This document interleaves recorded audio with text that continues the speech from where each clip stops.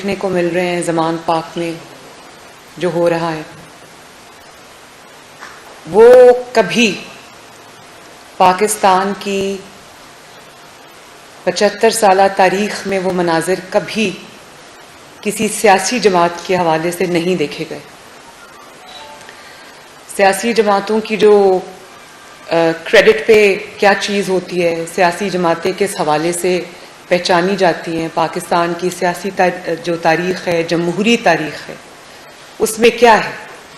हमने तो यही देखा है, यही सुना है कि कुर्बानी दी जाती है किसी भी जिद्दोजहद के लिए, किसी भी सियासी तहरीक के लिए। हमने देखा कि सियासतदान एक कॉज के लिए फांसी का फंदा भी कबूल करते हैं, शहादतें भी कबूल करते हैं, गोलियां भी खाते हैं, जिला वतनियाँ भी बर्दाश्त करते हैं, अटक के लेके ज़ंदानों में भी फेंके जाते हैं और उम्र कैद भी बर्दाश्त करते हैं झूठे मुकदमात के अंदर। ये पाकिस्तान ने पहली मर्तबा पाकिस्तान के 75 साल में देखने को मिला कि एक ऐसी जमात जो अपने आप को सियासी जमात कहती है, जिसको ट्रीट एक सियासी जमात के तौर पे किया जाता है, एक इंसान जो अपने आप को सियासी लीडर कहता है और सियासी जमातों से मुकाबला करता है, उसने जो पिछले 5 दिन से जो हरकतें शुरू की हुई हैं ज़मान पाक के अंदर, मैंने पाकिस्तान की तारीख में कभी ये नहीं देखा। जिस तरह से अपनी जान बचाने के लिए, अपने आप को गिरफ्तारी से रोकने के लिए, कानून के आगे पेश होने से रोकने के लिए जिस तरह से उन्होंने रियासत पे धावा बोला, जिस तरह से उन्होंने पाकिस्तान की सिक्योरिटी फोर्सेस पे, पंजाब की पुलिस पर उन्होंने अटैक किया, रियासत पे अटैक किया, उसके मनाजिर हमने पिछले 5 दिन से हम वो नॉन स्टॉप टीवी स्क्रीन्स के ऊपर देख रहे हैं। और ये रियासत के खिलाफ खुलेआम बगावत हुई है, खुलेआम। और ये बगावत का ऐलान हुआ है वहाँ से, उसकी जो तफसील है उसमें हम अभी जाते हैं। लेकिन ये आज से नहीं हो रहा, ये मैं आपकी मेमोरीज को रिफ्रेश करना चाहती हूँ। ये 2014 से यही सब कुछ जो है वो हो रहा है। वो आपको याद होगा, ये वही लोग हैं जिन्होंने शाराए दस्तूर के ऊपर कब्रें खोदी, कफन पहन के रियासत का मजाक उड़ाया, सुप्रीम कोर्ट के सामने गंदे कपड़े अपने टांगे, और जिन्होंने पीटीवी पर हमला किया, पार्लियामेंट पे हमला किया, पुलिस के नौजवानों के, पुलिस के ऑफिसर्स के सर फाड़े, उनकी हड्डियां तोड़ी। वो आपको याद होगा जो ऑफिसर डीएसपी जुनेजो था, उसके मनाजिर आज तक कौम नहीं भूली, किस तरह हड्डियां तोड़ के उसको हॉस्पिटल में दाखिल किया गया, सर तोड़े पुलिस वालों के। और फिर ये घेराओ, जलाओ, सिविल नाफरमानी की कॉल, हुंडी से पैसा भेजो, प्राइम मिनिस्टर को गर्दन से घसीट के ऑफिस से बाहर निकालेंगे।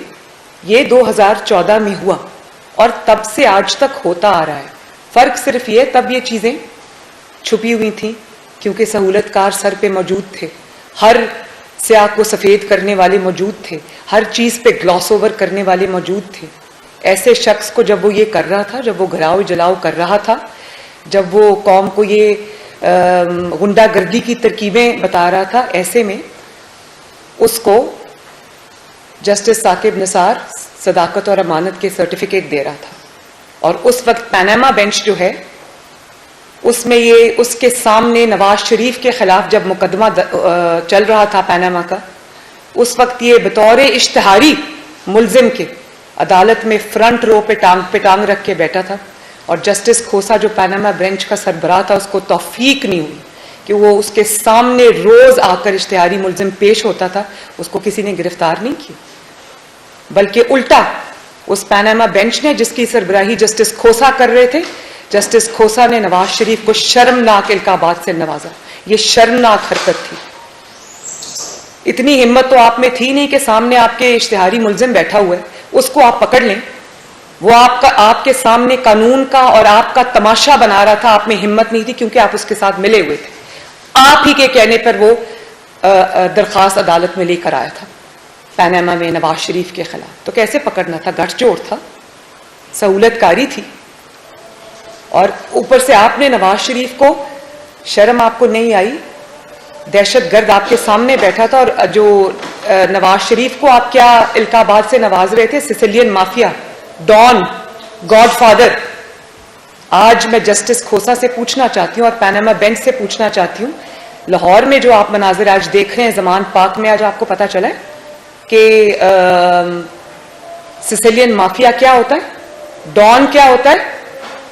पूरे पाकिस्तान की पुलिस डॉन को पकड़ने की कोशिश कर रही है, अदालतें बुला रही है, वो शख्स किसी के हाथ नहीं आ रहा। अब पता चला है डॉन क्या होता है, अब पता चला है गॉडफादर क्या होता है, अच्छे से पता चल गया होगा। जरा आई ना कौम को अब बताएं कि आज आपको पता चला है कि इन टर्म्स का या इन इल्काबात का मतलब क्या है।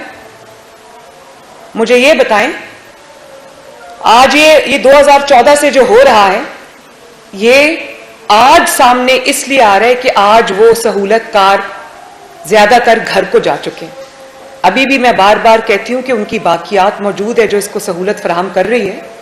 हम गहरी नजर रखे बैठे हैं, लेकिन वो बाकियात अभी भी मौजूद हैं। इसलिए जो असल बैसाखियां थी वो चली गई, इसीलिए आज ये जो सामने खुल के आ रहे हैं। जरा दिखाएंगे प्लीज ये 2000, मैं जरा याद दहानी कराती चलूं, जरा वीडियो प्ले करें।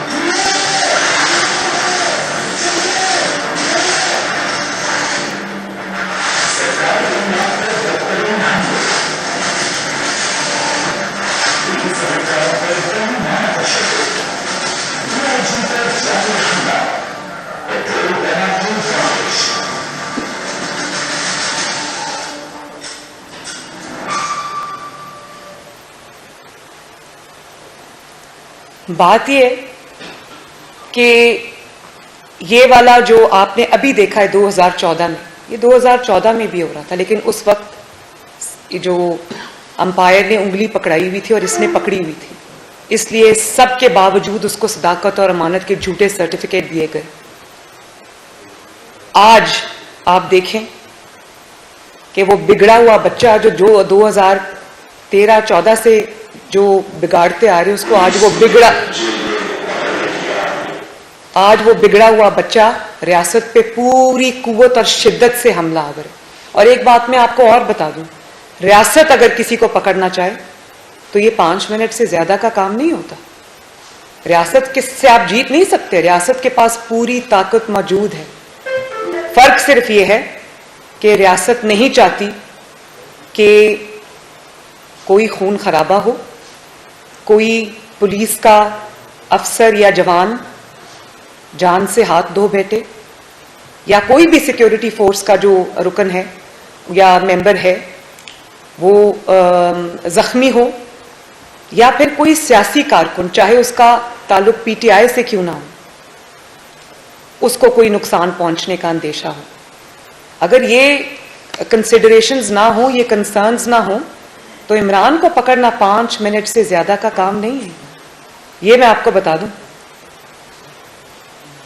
और मैं ये सवाल करना चाहती हूं कि रहीम यार खान में कच्चे के इलाका का तो आप सबको पता होगा, कच्चे के इलाके में जो हो रहा है और जो जमान पाक में हो रहा है उसमें क्या फर्क है। कच्चे में भी जब पुलिस डाकुओं को, डकैतों को, अगवाकारों को पकड़ने जाती है तो वो हथियारों से लेस होकर पुलिस के ऊपर हमला आवर होते हैं, मुकाबला करते हैं, पुलिस के ऊपर पूरी कुव्वत से वो अटैक करते हैं, उनको पीछे धकेलते हैं। जमान पाक में क्या हो रहा है? जमान पाक में भी यही हो रहा है जो कच्चे में हो रहा है। तो ये कोई मनाजिर आपने टीवी पे देखें? आप कच्चे के मनाजिर देख लें, ज़मान पाक के मनाजिर देख लें, एक ही मनाजिर है। वहां पर भी एक शख्स बंकर में छुपा बैठा है, वहां पर भी एक शख्स हिफाजती तहवील में छुपा बैठा है, और वहां से अपने वर्कर्स के जरिए, दहशतगर्दों के जरिए, कल अदम तंजीमों के अरकान के जरिए वो पूरी कुव्वत से रियासत के सिक्योरिटी फोर्सेस के ऊपर हमला आवर। क्या फर्क है कच्चे के डाकुओं में और इमरान खान में?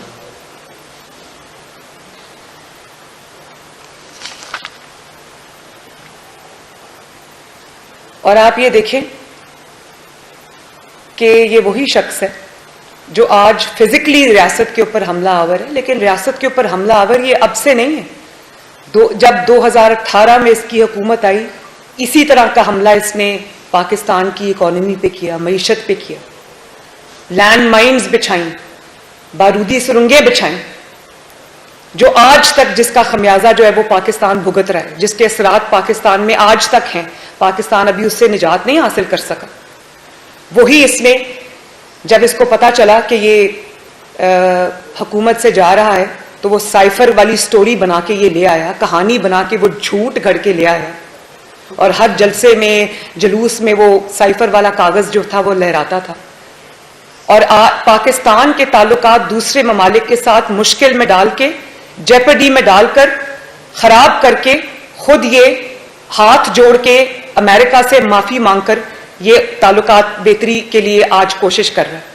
इसने वहां पर जो लोग एम्प्लॉय किए हुए हैं, जिनको ये पैसे दे रहा है डॉलर्स के अंदर के अमेरिका से मेरे ताल्लुकात बेहतर कराओ, पाकिस्तान के ताल्लुकात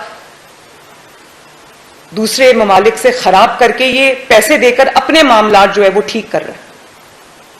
और आप आज देखें, ज़ल्मे खलीलजाद का स्टेटमेंट आया इसके हक में। ज़ल्मे खलीलजाद साहब को मैं पूछना चाहती हूँ कि इसके दौर में जो बदतरीन तशद्दुद, बदतरीन इंतकाम, बदतरीन विक्टिमाइजेशन तमाम अपोजिशन पे हो रहा था, उस वक्त ज़ल्मे खलीलजाद साहब चुप क्यों बैठे थे? और आज उनको ये हक किसने दिया है कि वो पाकिस्तान के अंदरूनी मामलात में बोले? वो ये भी जरा फरमा दें कि पूरी दुनिया के मुहज़्ज़िब ममालिक के अंदर जब कोई शख्स कानून को इवेड करता है, अदालतों के अहकामात को पांव के नीचे रोनता है, अदालत बुलाती है, जाता नहीं है, फोर्स इस्तेमाल करता है, तो उसके बारे में दुनिया क्या कहती? उसके साथ ये सलूक होना चाहिए जो इमरान खान के साथ हो रहा है। उसके बारे में इनका क्या कहना है? मैं ये सवाल करती हूं। पाकिस्तानियों ने इस चीज का बहुत बुरा बनाया। उस वक्त वो क्यों खामोश थे जब इमरान के 4 साला दौर में बदतरीन तशद्दुद सहाफियों के साथ किया गया? उनको सच बोलने की पैदाश में पेट में गोलियां मारी गई, हड्डियां तोड़ी गई मार मार के, घरों से उठाकर ब्रॉड डे लाइट में अगवा किया गया। उस वक्त ये क्यों चुप थे? और जब जो इंटरनेशनल तंजीमें हैं उन्होंने कहा कि ये, और उन्होंने लिखा कि ये प्रेडिटर्स हैं, प्रेडिटर का लफ्ज इस्तेमाल हुआ इनके लिए, जो इनके खिलाफ आवाज उठाता था, चाहे वो ऑपोजिशन से हो, सियासतदानों से हो, या वो मीडिया से हो, उसको इबरत का जो वो सिंबल बनाते थे ये लोग। उस वक्त ये क्यों खामोश थे? और जिस तरह से जिन लोगों की तरफ से आज इसके लिए आवाज उठाई जा रही है, इसमें कोई शक नहीं है, मुझे अब कोई शक नहीं है फॉरेन फंडिंग केस के बाद कि इसको पाकिस्तान में अनरेस्ट लाने के लिए, इंतशार लाने के लिए, एनआरकी फैलाने के लिए, सिविल अनरेस्ट फैलाने के लिए इसको लॉन्च किया गया पाकिस्तान में। वरना इसके पल्ले और है क्या सवाए दहशतगर्दी के, गुंडागर्दी के, पाकिस्तान की मईशत तबाह करने के, पाकिस्तान के ताल्लुकात सारे ममालिक से खराब करने के इसके पल्ले और है क्या? मैं ये सवाल पूछना चाहती हूं।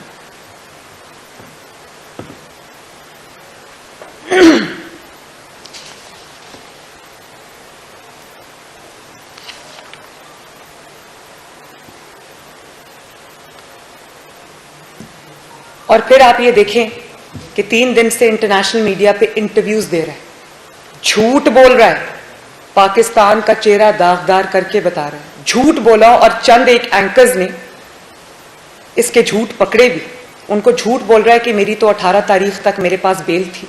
इसके पास कोई 18 तारीख तक बेल नहीं थी। अगर 18 तारीख तक बेल थी तो जब कोर्ट ने पुलिस भेजी पकड़ने के लिए, तो क्यों नहीं जाके कहा, बेल का कागज दिखाया कि देखो मेरे पास ये बेल है? उस वक्त हाथ से लिखी हुई अंडरटेकिंग क्यों दे रहा है? जब बेल थी तो अंडरटेकिंग की क्या जरूरत है? वो तो बेल का कागज ही काफी।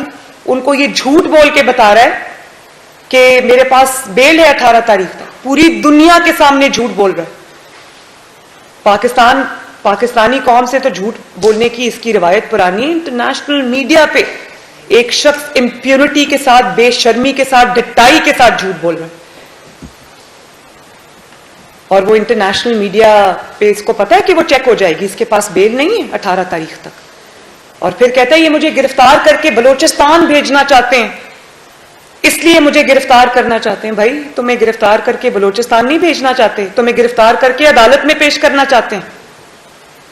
अदालत क्या करे जब उसके हुक्म पे अमल दरामद के लिए पुलिस इसको पकड़ती है, और क्योंकि अदालत में पेश नहीं होता।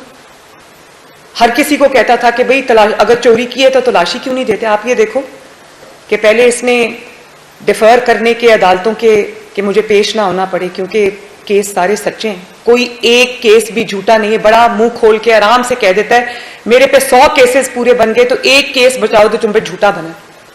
मैं बार बार ये बात कहती हूँ, टिरियन वाइट वाला केस झूठा है, फॉरेन फंडिंग वाला केस झूठा है। फॉरेन फंडिंग वाला केस अगर झूठा है तो 7 साल क्यों सांप बन के उस केस पे बैठे रहे?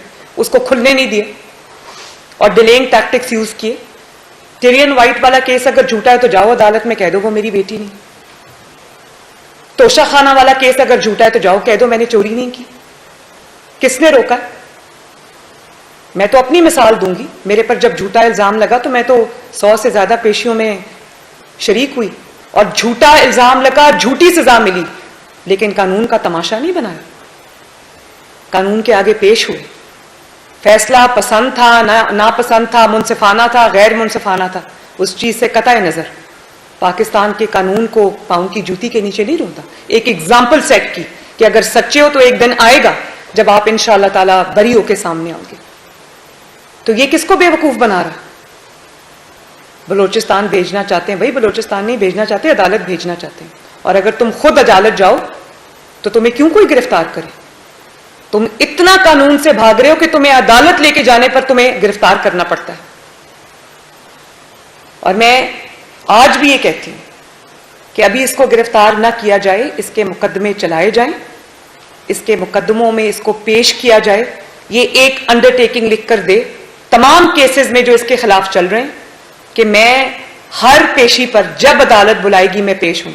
तो मैं कहूंगी इसको अभी गिरफ्तार ना करें, जब इसके मुकदमात का फैसला हो जाए तो इसको गिरफ्तार करें, क्योंकि वो सामने फैसला दीवार पे लिखा हुआ है, इसीलिए पेश नहीं होता। और पेश होना ना पेश होना एक अलग बात है। अब वो किस तरह से हमला आवर है, मैं तो ये सोचती हूं कि जो ज़र्ब-ए-अज़्म में हमने मनाजिर देखे थे, जो रद्दुल फसाद में हमने मनाजिर देखे थे, जब दहशत गर्द होते हैं, कोई दहशत गर्दी का प्लानिंग कर रहे होते हैं, वो क्या करते हैं? वो गार में बैठकर, गारों में छुपकर वो वहां से ऑर्डर्स पास करते हैं। पॉलिटिकल तहरीकों में, जमहूरी तहरीकों में, जब किसी मकसद के लिए कोई पाकिस्तान के सियासतदान या किसी भी मुल्क के सियासतदान जब कोई तहरीक चलाना चाहते हैं, जब कोई कैंपेन चलाना चाहते हैं, जब कोई जमहूरी तहरीक चलती है, तो हमने तो यही देखा है कि जो सियासी लीडर होता है या जो जमात का सरबराह होता है वो फ्रंट से लीड करता है, वो सबसे आगे होता है, लोग उसके पीछे निकलते हैं। ये हमने तो यही देखा है, ये हमने पहली मर्तबा देखा है। ये तो हमने सियासी दहशतगर्द जमातों के साथ देखा है कि वो गारों से बैठ के ऑर्डर देते हैं। वही हो रहा है जमान पाक में। जमान पाक के बंकर से बैठकर बयानात दिए जा रहे हैं। जमान पाक जमानत पाक की मेरे मुंह पे अब आ जाता है, क्योंकि है तो वो जमानत पाक की। जमान पाक के बंकर से बैठकर लोगों को कहा जा रहा है पेट्रोल बॉम्ब्स फेंको। कहां से आया वो पेट्रोल? कहां से आए वो पेट्रोल बॉम्ब्स? कहां से आया वो जो टेक्नोलॉजी है जिसके थ्रू आपने जो पेट्रोल बॉम्ब्स हैं वो बनाए? सियासी जमातों के हाथों में कभी आपने पेट्रोल बॉम्ब्स देखे? डंडे बरदार लोगों की फोर्स है। और आप ये देखें कि कितनी बड़ी इसने गलत हरकत की है कि पहले जब लॉन्ग मार्च था तो केपी से सिक्योरिटी फोर्सेस को लेकर आया, वहां पर तब इसकी खैबर पख्तूनख्वा में हुकूमत थी, वहां से सिक्योरिटी फोर्सेस को लेके आया, वहां से जत्थे लेकर आया और इस्लामाबाद पुलिस पर हमलावर हुआ, उनके मुकाबले उनको लाके खड़ा कर दिया। आज क्या कर रहा है? आज भी यही कर रहा है। आज गिलगित बल्तिस्तान में हुकूमत है, ये हुकूमतें बनाता ही इसीलिए कि उनके रिसोर्सेज को इस्तेमाल करे। आज गिलगित बल्तिस्तान के अंदर हुकूमत है, वहां से पुलिस लेकर आकर उसको पंजाब पुलिस के मुकाबले में खड़ा कर दी। तो ये एक सूबे को दूसरे सूबे से लड़ाने की घिनौनी साजिश अगर किसी और, अल्लाह ना करे, किसी और सियासतदान ने, किसी और सियासी लीडर ने, किसी और जमात के सरबराह ने की होती तो क्या रियासत इस तरह बैठ के तमाशा देखती जिस तरह आज रियासत बैठ के तमाशा देख रही? ये सवाल बनता है या नहीं बनता? और फिर आपने कल अदम तंजीमों के लोगों को जमान पाक में रिहाइश पजीर किया हुआ है, उनको रखा हुआ है कि अगर रियासत पे हमले की जरूरत पड़े तो वो ट्रेन दहशतगर्द वहां पर रखे हुए। और कल इनकी कोई टाउट है, जो जर्नलिस्ट है, वो ट्वीट डिलीट कर दी, लेकिन उसने कहा कि ले आओ हेलीकॉप्टर, हमारे पास हेलीकॉप्टर के साथ निपटने का भी पूरा प्लान है। तो हेलीकॉप्टर से निपटने के लिए आपके पास क्या होता है? वो कहां से आई है ये सब इनके पास? और आज वो इब्रारुल हक साहब का मैं स्टेटमेंट देख रही थी, वो कहते हैं कि हमारे लोग खुद कुछ हमलावर बन गए। हैरत है। दहशतगर्द तंजीमों को देखा हुआ था कि वो लोगों को ट्रेन किया करती थी कि हथियार ऐसे चलाते हैं, पेट्रोल बॉम्ब ऐसे फेंकते हैं, खुद कुछ हमलावर जैकेट्स पहनाती थी, उनकी ब्रेन वॉशिंग करते थे, उनको लॉन्च करते थे। भाई अपने बच्चे तुम्हारे लंदन में महफूज मकामात पे बैठे हैं, गुलछर्रे उड़ा रहे हैं। अभी वो वीडियो देखी, तीनों बच्चे इसके कोई जगह जा रहे हैं और ऐशो इशरत की जिंदगी गुजार रहे हैं, और पाकिस्तानी बच्चों को तुम पेट्रोल बॉम्ब्स हाथ में देकर उनको कहते हो कि रियासत के ऊपर हमला करो, पुलिस के जवानों पे हमला करो, पुलिस के अफसरान पे हमला करो। शर्म नहीं आती तुम्हें ये हरकत करते हुए? और फिर आपने वो ऑडियो सुनी जिसमें यास्मीन राशिद साहिबा ये कह रही हैं कि मैं टिकट नहीं दूंगी। आजकल हम टिकट्स के लिए इंटरव्यूज कर रहे हैं। सियासी जमातें जब टिकट्स के लिए इंटरव्यूज करती हैं तो क्या पूछती?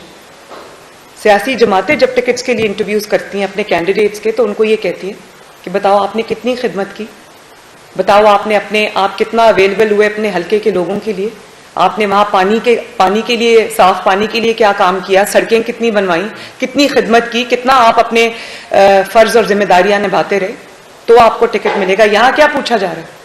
यहां ये कह रहे हैं कि जत्थे जो लाएगा और रियासत से लड़ाई करेगा उसको टिकट मिलेगी, जो जितने पेट्रोल बॉम्ब्स चलाएगा उसको टिकट मिलेगी, जो जितनी डंडाबरदार फोर्स लेकर आएगा उसको टिकट मिलेगी, जो जितना बड़ा दहशतगर्द होगा उसको टिकट मिलेगी।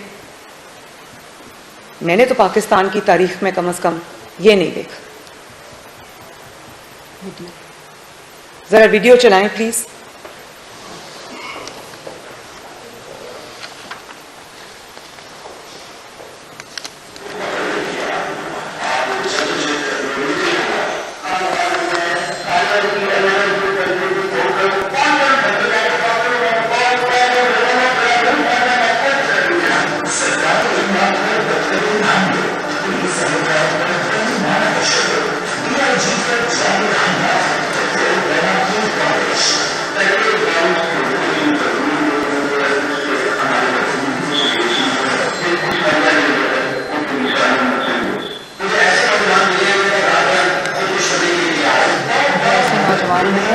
हमले के लिए तैयार है।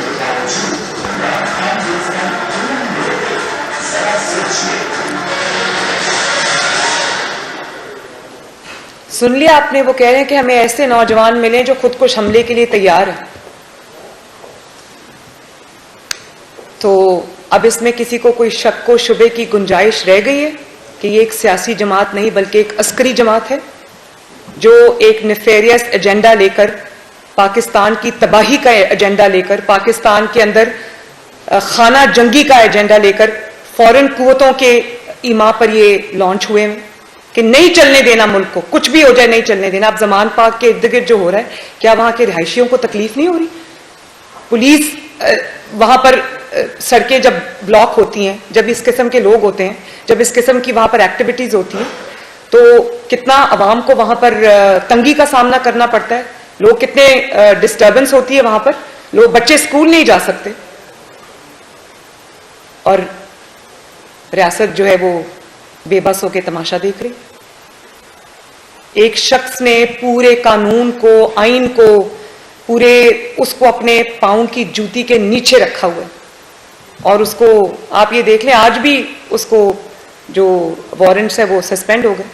भाई जरूर करे सस्पेंड, आपने करने हैं तो, लेकिन मैं क्या पूछती हूँ, क्या यही सहूलत पाकिस्तान की बाकी सियासी जमातों को हासिल है?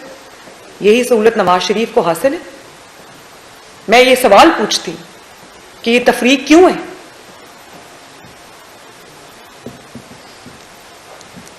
और आप ये देखें कि जिस तरह से जो खुदकुश हमला आवर को ब्रेन वॉश किया जाता है, जो अस्करी तंजीमों के सरबराह होते हैं, जो दहशतगर्द तंजीमों के सरबराह होते हैं, वो गार में से बैठकर अपने इंटरव्यूज, अपनी वीडियोज नामालूम मकाम से जो है वो अवाम तक पहुंचाते हैं। ये क्या कर रहा है?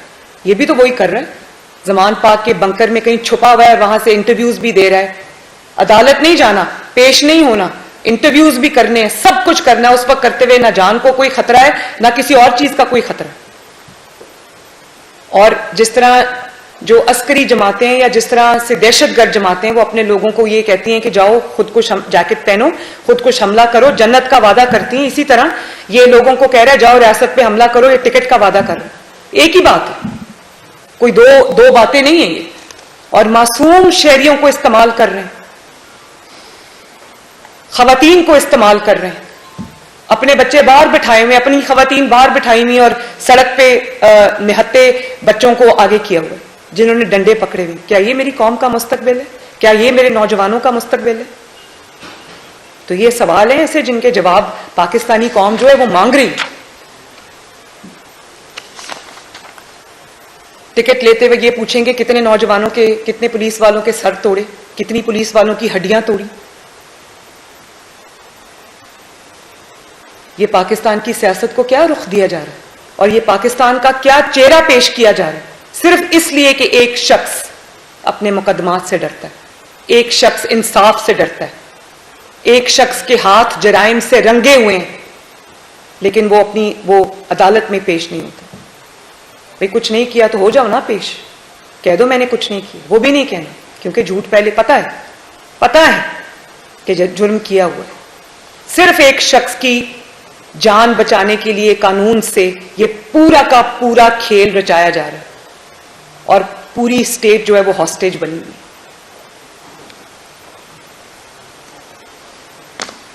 तो मैं आज ये जो सवालात कौम के सामने रखे हैं, ये हर जी शऊर पाकिस्तानी के सवालात हैं जिनका जवाब जो है वो कौम मांग रही है। शुक्रिया जी। मैं सबको देंगे जी। इब्राहिम लकी साहब।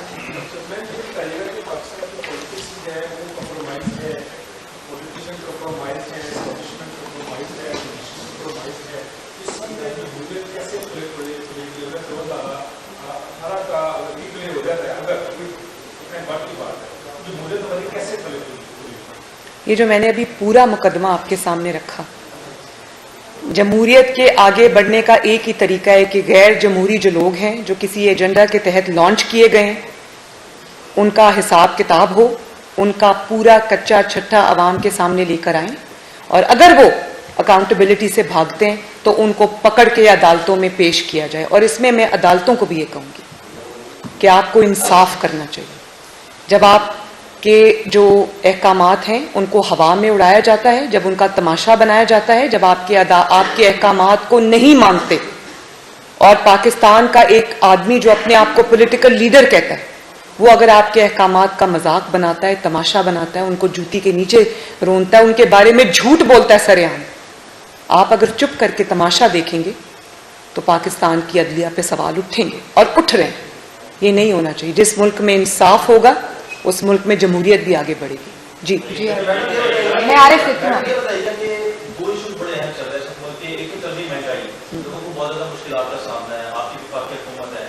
दूसरा एक्टिव प्रोग्राम की बात हो रही है और एक्टिव डिजाइन सिस्टम की बात हो रही है। कहा यह जा रहा है कि आईएमएफ ये कह रहा है कि इसको रिवर्स किया जाएगा, स्टेप बैक किया जाए इस मामला के हवाले से। तो क्या इस मामला के ऊपर आपकी हुकूमत कुछ देख रही है कि अगर उधर कुछ शरायत इस तरह की आती हैं तो क्या इकदाम करेगी आपकी हुकूमत? देखिए, मैं आपने महंगाई की बात की, आपने आईएमएफ की बात की, मैं फिर वही बात करूंगी। जो शख्स इस महंगाई का जिम्मेदार है जो शख्स IMF के साथ मुआहदे का जिम्मेदार है, जो शख्स IMF के हाथों पाकिस्तान को गिरवी रखने का जिम्मेदार है, उसको पकड़ो और कौम के सामने पेश करो, वो अपने जवाब खुद दे। जहां तक आपने जो बात की, ये एक मुहिब्बे वतन हुकूमत है, कोई ऐसा ना फैसला होगा, ना होने देगी, ना कोई ऐसी शर्त मानेगी जिसके ऊपर पाकिस्तान, जिस पे पाकिस्तान की सालमियत पे कोई आंच भी आए। जी जी नबील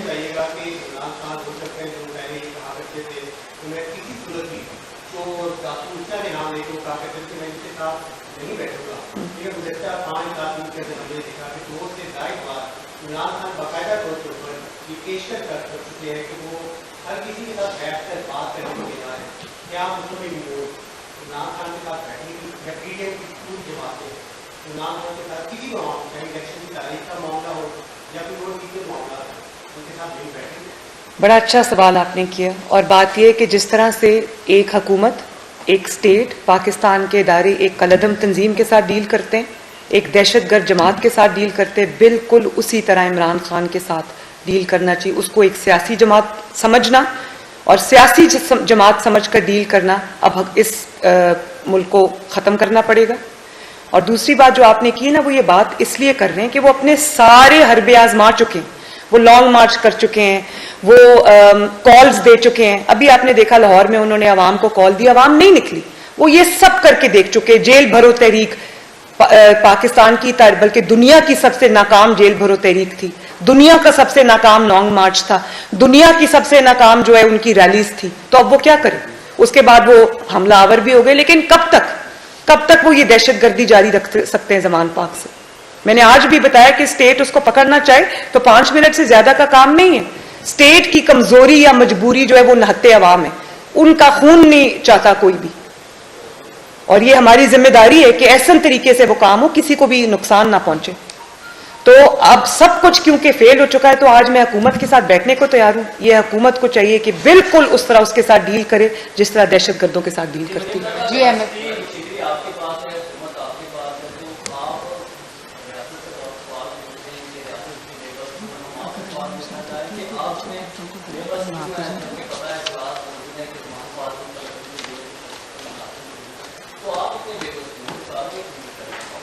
मैंने आपको बताया कि मैं एक तो मेरी जिम्मेदारी पार्टी की है, लेकिन बतौर शहरी मैं ये सवाल रियासत से पूछ सकती हूँ, हुकूमत से पूछ सकती हूँ।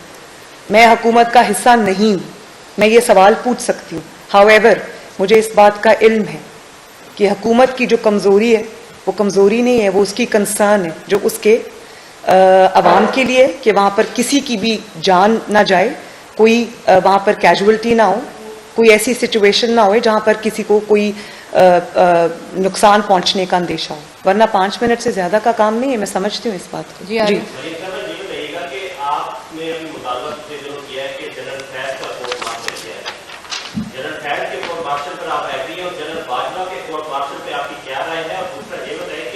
इमरान खान के हवाले से बहुत सारी जो पब्लिसिटी के हवाले से सर्वे करवाए गए हैं, उसके 60 से 70% है उनकी पॉपुलैरिटी है।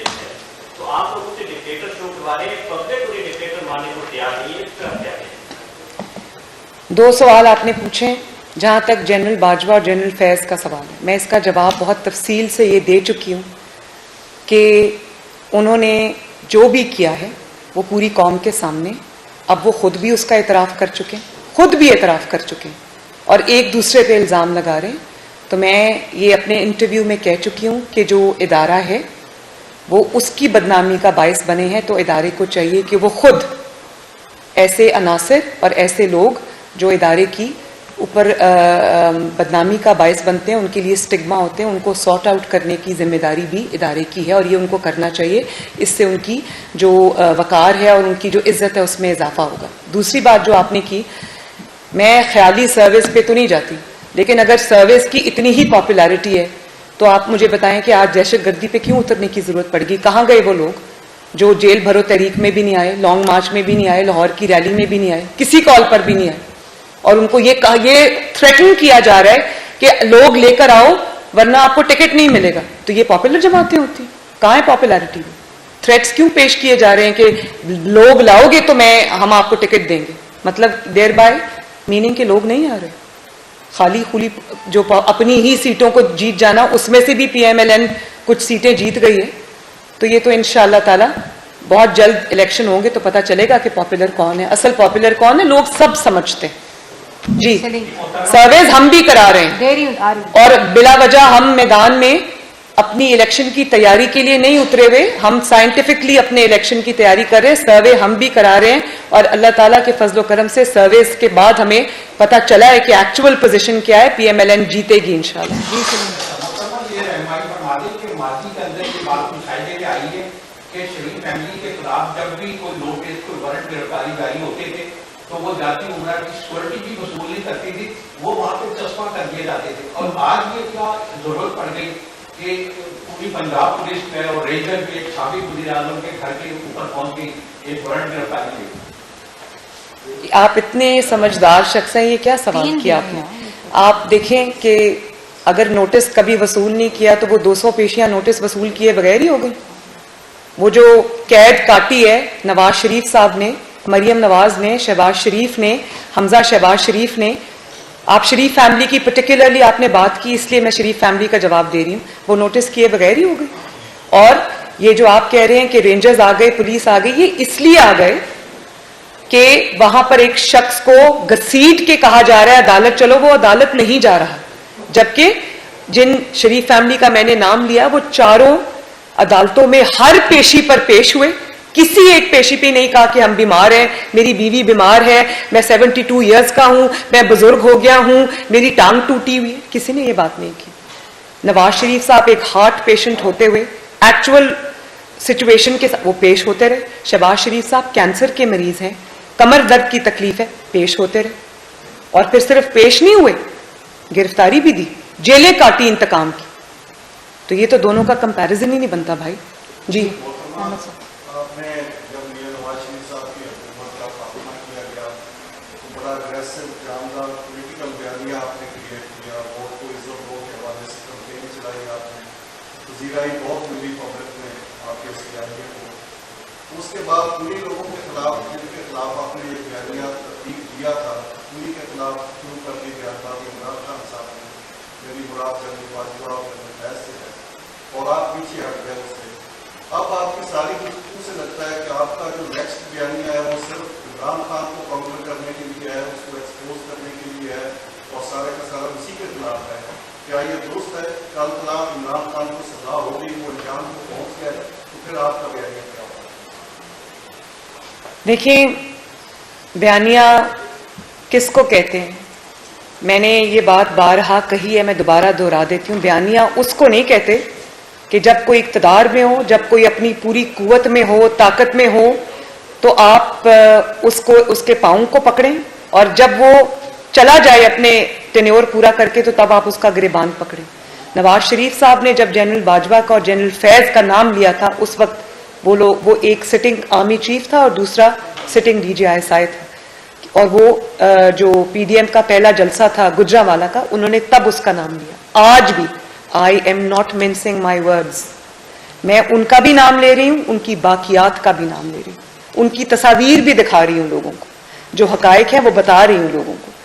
तो हमारा बयानिया कोई साइफर का बयानिया नहीं है, और या ये बयानिया नहीं है कि जब आपका चीफ हो और आप इक़्तिदार में हो तो आप कहें कि जनरल बाजवा जैसा कोई चीफ नहीं था, ऐसा सिपा सलार तो पाकिस्तान की 75 साल तारीख में नहीं आया, ये तो ऐसे हैं, इन्होंने मेरे लिए इतनी मदद की, मेरे लिए पैसे ले लेकर आए बाकी मुल्कों से, और जब जनरल बाजवा चले गए और आपका इक़्तिदार चला गया तो आप उनको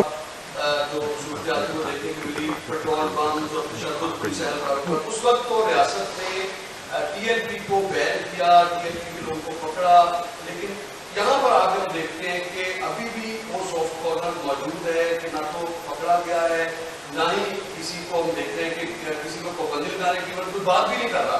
पेट्रोल पंप भी वही है, पुलिस वाले भी वही मार खा रहे हैं, लेकिन रियासत यहाँ पर बैकफुट पर नजर आई है, इसकी क्या वजह है? और दूसरा मेरा प्रश्न आपसे ये है कि महंगाई बहुत बड़ा मसला है, क्या मुस्लिम लीग नून की क़यादत को इस वक्त जो गवर्नमेंट में भी है उनको मशवरा देते हैं कि इसके लिए कोई इस तरह का मैकेनिज्म बनाए, कम अज कम महंगाई को भी कम किया जा सके? देखिए, जो पहली आपने बात की उसमें जो भी आप कहते हैं कि रियासत बैकफुट पे नजर आती है, रियासत बैकफुट पे सिर्फ इसलिए होती है कि रियासत खून खराबा नहीं चाहती। रियासत किसी भी शहरी की जान की कदर करती है, उसकी हिफाजत रियासत की जिम्मेदारी है। अगर इमरान को एहसास नहीं, अगर वो माओं के बेटों को इस्तेमाल कर रहे हैं, उनकी शहादतों को इस्तेमाल कर रहे हैं, उनको उनके बच्चों को इस्तेमाल कर रहे हैं और ख़वातीन को इस्तेमाल कर रहा है, जत्थे लाकर हमला आवर है, तो रियासत को तो सबका ख्याल करना है ना। हाँ, ये ज़रूर है कि अब रियासत को इदारों के साथ सर जोड़ के बैठना होगा और इसके ऊपर से सियासी जमात का लेबल जो है वो हटाना होगा। इसको एक कलदम जमात के तौर पे डील किया जाना चाहिए, इसको एक अस्करी सियासी जमात के तौर पे डील किया जाना चाहिए और इसको एक दहशतगर्द जमात के तौर पे डील किया जाना चाहिए। और अगर ये नहीं होता तो मुझे ये बहुत बड़ा सवाल जो है वो इस हुकूमत पे खड़ा होगा। दूसरी बात आपने क्या की, महंगाई की। मुझे हुकूमत को मशवरा देने की ज़रूरत नहीं है, क्योंकि मैं ये जानती हूँ कि शहबाज शरीफ साहब हों या इसहाक डार साहब हों, वो दिन रात उनका पहला कंसर्न ही यही है और उनके एजेंडा पे सबसे नंबर 1 आइटम होता है कि महंगाई को किस तरह कंट्रोल किया जाए, IMF के साथ किस तरह से डील किया जाए इस तरीके से कि आवाम पे ज़्यादा बोझ भी मज़ीद ना पड़े। और देखिए, हम लोग पॉलिटिकल पार्टी है, हमारा अपना पॉलिटिकल कैपिटल है, हमें एहसास है इस चीज़ का। उस आवाम के जो ऊपर जो मुश्किलात आई हुई उसके साथ साथ हमें अब इलेक्शन में भी जाना है, तो हमें एहसास है इस चीज़ का। मुझे इल्म है इस चीज़ का कि शहबाज शरीफ साहब 6 बजे उठकर जो है वो अपना काम शुरू करते हैं, रात को 12 बजे तक वो काम करते हैं और ये उनके पहले एजेंडा के ऊपर पहले नंबर पे है चीज़। जी,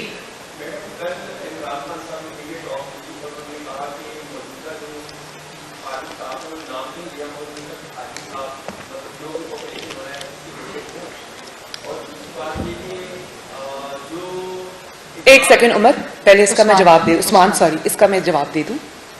ये एक बड़ा अच्छा क्वेश्चन है। क्या उनको चीफ ऑफ आर्मी स्टाफ ने कहा था कि अदालत में पेश ना हो? क्या चीफ ऑफ आर्मी स्टाफ ने कहा था कि घर के बंकर में छुप के बैठ जाएं और जब अदालत बुलाए तो कह दें मेरी टांग टूटी हुई? क्या चीफ ऑफ आर्मी स्टाफ ने उनको कहा था कि पिछले 5 महीने से टांग पे प्लास्टर चढ़ा के बैठ जाएं? क्या उन्होंने चीफ ऑफ आर्मी स्टाफ ने उनको कहा था कि आप जो है वो अदालत जब बुलाए तो कह दे मेरी जान को खतरा? भाई, ये बात कोई पॉलिटिकल विक्टिमाइजेशन नहीं है, 1 पॉइंट एजेंडा है। अदालत बुला रही है, पेश हो जाओ, तुम्हें कोई गिरफ्तार नहीं करेगा। तो क्या ये बुज़दिली का जो आइडिया था ये उनको चीफ ऑफ आर्मी स्टाफ ने दिया था?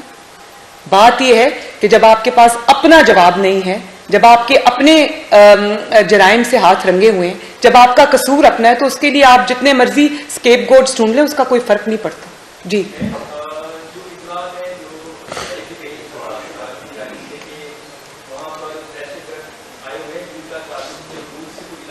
जी जी जी जी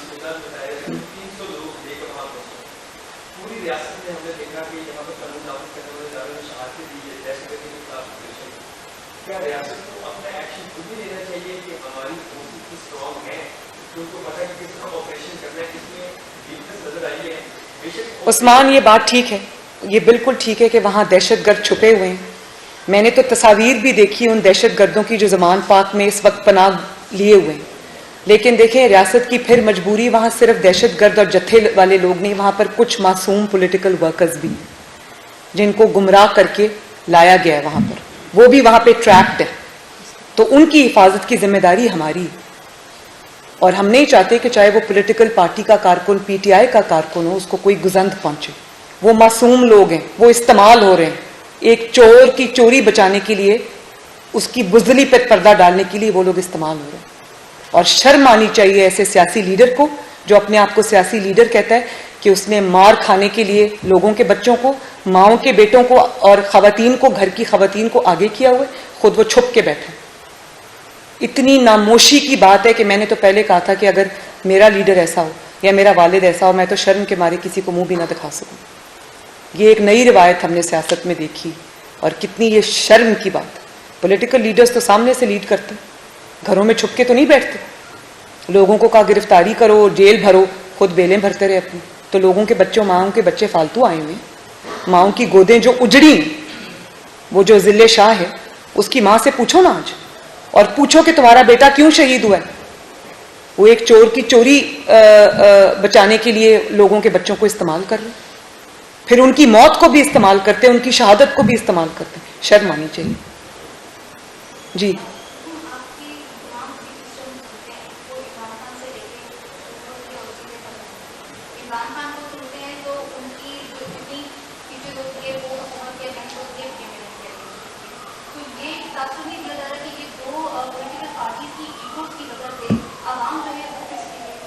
बेटा, मेरी कोई ईगो नहीं, और मैं आपको ये बहुत बार ये कह चुकी हूँ कि अगर मेरे बस में होता तो मैं कभी इमरान का नाम भी ना लेती। ये इतना, मैं क्या कहूँ कि ये इतना इस किस्म का इंसान है कि मुझे इसके खिलाफ बात करते वक्त अपने लेवल से नीचे आना पड़ता है।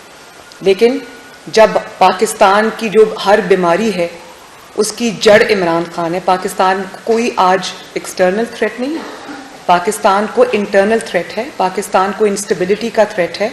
इंस्टेबिलिटी ब्रीडिंग ग्राउंड होती है हर उस प्रॉब्लम के लिए जो आज पाकिस्तान फेस कर रहा है। तो उस प्रॉब्लम के सारे ताने बाने जब इमरान से मिलते हैं, मईशत की तबाही का वो जिम्मेदार है, IMF की डील का वो जिम्मेदार है, लाकानूनियत का वो जिम्मेदार है, तोशा खाना चोरी का वो जिम्मेदार है, फॉरेन फंडिंग पाकिस्तान में लाकर गैर कानूनी तौर पे उसको पाकिस्तान की डिस्टेबलाइजेशन के लिए खर्च करने का वो जिम्मेदार है। आज जो ये सिचुएशन है, जो एक एनाकीसी है, सिविल अनरेस्ट है, उसका जिम्मेदार कौन है? जिम्मेदार एक ही है, उसी का नाम लेना पड़ता है। लेकिन आई एग्री विद यू, मुझे तकलीफ होती है जब मुझे उसका नाम लेना पड़ता है। ये ईगोज की जंग नहीं है, ये सच और झूठ की जंग है। मेरा फर्ज है बतौर पाकिस्तानी, बतौर एक जमात की रुकन के, कि मैं जो सच है वो कौम को बताऊं। जी जी मरीम नवाज साहब, ये फरमाइएगा कि PTI के जिन लोगों ने पंजाब असेंबली में फ्लोर क्रॉसिंग की और मुस्लिम लीग नून को सपोर्ट किया, मुस्लिम लीग नून अब आम इंतखाबात में उनको टिकट्स देगी? क्योंकि माजी के ज़िमनी इंतखाबात में मुस्लिम लीग नून की तजर्बा कर चुकी है कि उन्हीं लोगों को टिकट्स दे के वो हार चुके हैं। क्या दोबारा ये तहरीक दोबारा दोहराया जाएगा? दूसरा ये फरमाइएगा कि इतलात में कि नवाज शरीफ साहब पाकिस्तान नहीं आ रहे, अगर पाकिस्तान नवाज शरीफ साहब नहीं आते तो मुस्लिम लीग नून उनके बगैर इलेक्शन में जाएगी और अपना मतलूबा रिजल्ट हासिल कर सकेगी? आपकी जो दूसरे सवाल का जवाब मैं पहले दे दूं, आपकी इतला दुरुस्त नहीं है। नवाज शरीफ साहब बहुत जल्द पाकिस्तान आएंगे और अपनी इलेक्शन कैंपेन को वो इंशाअल्लाह ताला लीड करेंगे। जो पहला सवाल आपने किया वो ये है कि देखें, बात ये है कि काइंडली क्रॉस टॉक ना करें। बात ये है कि मुस्लिम लीग नून और मैं, क्योंकि मैं अब जो कैंडिडेट्स हैं उनकी शॉर्ट लिस्टिंग भी कर रही हूँ, मैं पूरे पंजाब का दौरा करके आई हूँ, सब डिविजन्स का दौरा करके आई हूँ, सवाई DG खान डिवीज़न के। तो मैंने बहुत मेहनत की है इसके ऊपर। मेजॉरिटी बल्कि 95% हमारे कैंडिडेट सिर्फ वो हैं जो मुस्लिम लीग नून में कई दहाइयों से मौजूद हैं या ख़ानदानी तौर पे मुस्लिम लीग नून हैं, जिन्होंने अपना खून पसीना मुस्लिम लीग नून को दिया है। मेरी तरजीह तो वो है। लेकिन जो सीट पे हर सीट वाइज जो जब फैसले होंगे तो उसमें सिर्फ और सिर्फ मेरिट को सामने रखा जाएगा। Thank you. एक मिनट जी, एक मिनट, आप सवाल करें, माइक चेंज।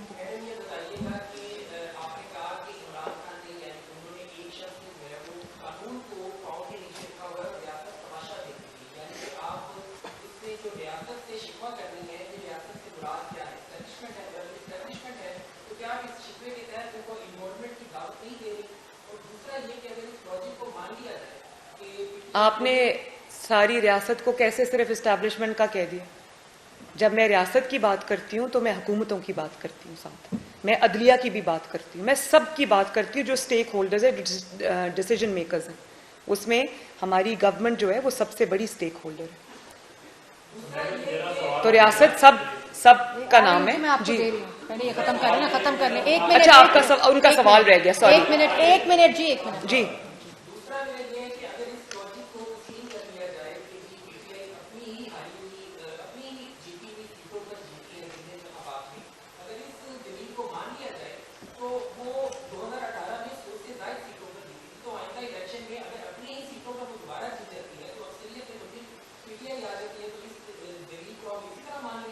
बात यह है कि 2018 में उनको जिताया गया था, वो जीते नहीं थे। और बहुत सारी सीट्स ऐसी हैं जहां पर जोड़ तोड़ हुई पूरी आपके सामने, पूरी दुनिया के सामने मुस्लिम लीग नून के, आपको याद है वो जो कह रहे थे महकमा ज़राअत और थप्पड़ का निशान भी दिखा रहे थे, वो हमारे कैंडिडेट थे, उनको कहा गया कि टिकट वापस कर दो, उन्होंने कहा कि नहीं, उनको कहा इंडिपेंडेंट खड़े हो जाओ, उन्होंने कहा नहीं, उनको उनके इनकार पे उनको मारा गया और वो बेचारे डर गए, तो उन्होंने नाम लेने की बजाय, जनरल फैज़ का नाम लेने की बजाय उन्होंने कहा महकमा ज़राअत से लोग आए थे, उन्होंने मुझे ये कहा, तो तब से उनका नाम जनरल फैज़ का दूसरा नाम महकमा ज़राअत भी पड़ गया था। और फिर आप ये देखें कि उस वक्त जो जमात को लीड कर रहे थे नवाज शरीफ साहब, उनको इलेक्शन से चंद दिन पहले जेल में फेंक दिया गया। उनकी पूरी जमात के, और जो ये जो चीफ जस्टिस साहब हैं साकिब निसार साहब, जिनको आज बहुत तकलीफ होती है, उन्होंने पीटीआई के लोगों की, शेख रशीद साहब की कैंपेन चलाई, हनीफ अब्बासी साहब को आखिरी दिन उठाकर मैदान से बाहर किया। सब विनिंग कैंडिडेट्स थे, जिसको जेल हुई, जो नाअहल हुआ, जिससे पार्टी टिकट ली गई, वो सब पीएमएलएन के विनिंग कैंडिडेट्स थे। एक एक विनिंग कैंडिडेट को उठा के सॉर्ट आउट किया गया, तो आज वो माशाल्लाह वापस आ गए हैं। ये देखें तलाल चौधरी आपके सामने बैठे, इनको डिस्क्वालीफाई किया, विनिंग कैंडिडेट। तो आज इंशाल्लाह जब लेवल प्लेइंग फील्ड होगी तो आप देखेंगे मुस्लिम लीग नून जीतेगी इंशाल्लाह। हमारे आईन और कानून में ये बात वाज़ेह है कि कोई भी अस्करियत पसंद जमात या दहशतगर्द जमात इलेक्शन में हिस्सा नहीं ले सकती, पार्लिमानी जमहूरियत का हिस्सा नहीं बन सकती। बतौर चीफ ऑर्गेनाइजर मुस्लिम लीग नून या सीनियर वाइस प्रेसिडेंट, क्या आप पाकिस्तान तहरीक इंसाफ को अस्करी या कालादम तंजीम करार दिलवाने के लिए इलेक्शन कमीशन या मुतल्लिका फोरम पे रद्दू करेगी या सिर्फ ये सियासी बयानी होगा? नहीं, मेरा सियासी बयानिया नहीं है, दूसरा सवाल बाद में, मेरा बिल्कुल सियासी बयानिया नहीं है। कौम के सामने हकाइक हैं और मैं समझती हूँ कि किसी को सिर्फ इसलिए एस्केप नहीं देना चाहिए कि किसी ने सियासी होने का लिबादा उड़ा हुआ है। इनके निकाब इनके मुंह से खींचने चाहिए, इनके भयानक चेहरे अवाम को नजर आने चाहिए। और ठीक है, अगर आपने अस्करियत पसंद बन के आना है, आपने दहशतगर्द जमात बन के आना है, तो फिर आपको दहशतगर्द जमात बन के आना होगा, फिर आपको पॉलिटिकल पार्टीज का गाब अवेलेबल नहीं होगा, उसका फसाद अवेलेबल नहीं होगा, ना होना चाहिए। मेरी सिर्फ इतनी सी बात है। और फिर जो ट्रीटमेंट आप देते हैं सियासी जमातों को, वो फिर आपको दहशतगर्दों को वो नहीं देना चाहिए, फिर आपको तफरीक करना पड़ेगी।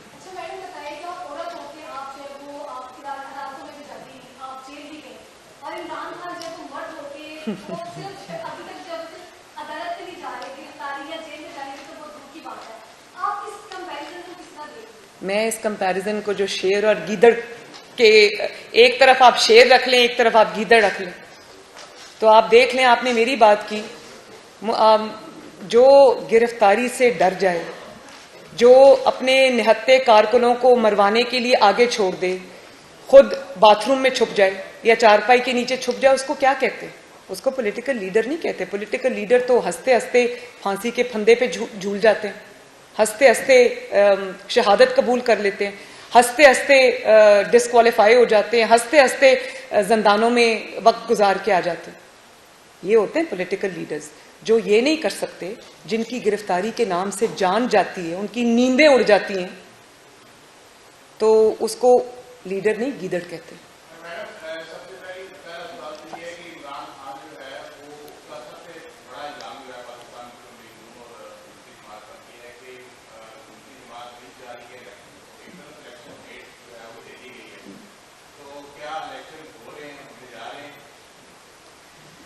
देखें, मैंने आपको ये पहले भी बहुत बार अपनी तकरीर में ये बता दिया है कि मैं, मुस्लिम लीग नून अगर इलेक्शन नहीं चाहती तो मुस्लिम लीग नून किस चीज़ की दरखास्तें मांग रही है? मुस्लिम लीग नून अपने डिविजन्स के दौरे क्यों कंप्लीट कर चुकी है? मुस्लिम लीग नून अपने कैंडिडेट्स की लिस्ट क्यों कंपाइल कर रही है? आज पार्लियामेंट्री बोर्ड्स भी अनाउंस हो गए। तो मुस्लिम लीग नून अगर इलेक्शन से दौड़ रही हो, तो मुस्लिम लीग नून एक वाहिद जमात है जिसने मैदान में उतरकर अपनी तैयारी शुरू कर दी है। मुस्लिम लीग नून चारपाई के नीचे नहीं छुपी हुई। मुस्लिम लीग नून अपने घर से रियासत पे हमले नहीं करा रही। मुस्लिम लीग मैदान में इलेक्शन की तैयारी कर रही है। और ये भी मैं बता दूं, इंशाअल्लाह ताला ना सिर्फ हम ये इलेक्शन लड़ेंगे बल्कि जीतेंगे। दोबारा दुख से कह रही हूँ। सेकंड लास्ट क्वेश्चन, बस आखिरी जी।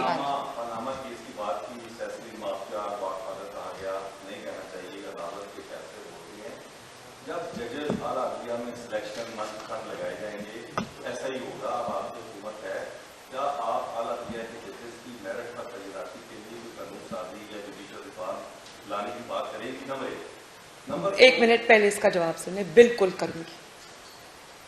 ये जो बेंच फिक्सिंग है ये बंद होनी चाहिए और ये किसी फर्द वाहिद के फैसले नहीं होने चाहिए कि एक शख्स जो अपना फैसला बारहा एक पिटिशनर के खिलाफ दे चुका, बार बार एक दफा अपना माइंड दे चुका है, एक दफा अपना जाती नाद बता चुका है, आप हर बेंच में जब उन्हीं जजेस को शामिल करेंगे तो उसको और क्या कहते हैं? बिल्कुल ठीक है। दूसरा मेरा सवाल ये है कि पाकिस्तान पहला एटमी इस्लामी मुल्क है और आज वो भीख मांग रहा है और आज जो हालात मुल्क के हैं वो आपके सामने है।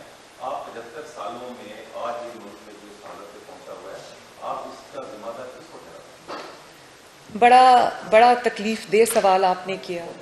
पाकिस्तान जिस तरह से तरक्की कर रहा था, आगे बढ़ रहा था, वो कुछ लोगों को तकलीफ हो गई उसकी। 2017 तक, आप 2013 से 2017 का पाकिस्तान देखें, किस तरह दुनिया से इन्वेस्टमेंट आ रही थी। पहली दफ़ा पाकिस्तान में CPEC जैसा मंसूबा जिसमें इन्वेस्टमेंट के ढेर लग गए। पाकिस्तान 2% ग्रोथ से 6% प्रोजेक्टेड 7% ग्रोथ पे पाकिस्तान पहुंच गया।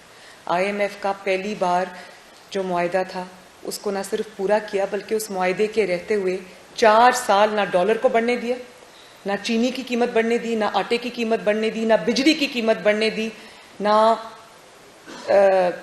तेल की कीमत बढ़ने दी, ना सब्जियों की कीमत बढ़ने दी, ना गोश्त की कीमत बढ़ने दी। 4 साल स्टैटिक रही कीमतें। तो किसको तकलीफ हुई और क्यों हुई? और वो एक्सपेरिमेंट से पाकिस्तान को क्या मिला?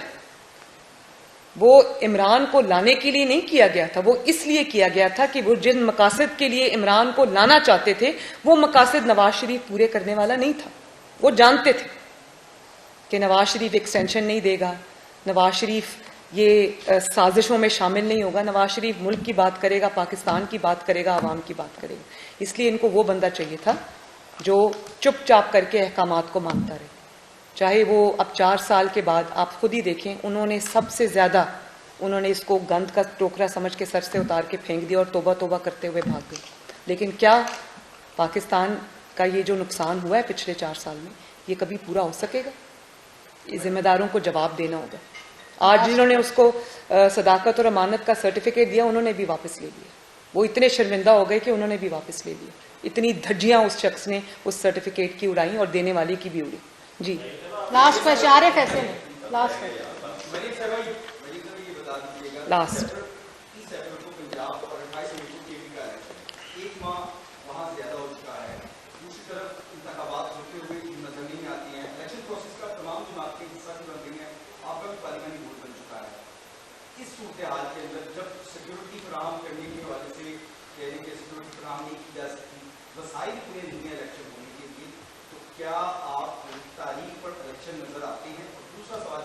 पहले इस सवाल का जवाब सुन लें।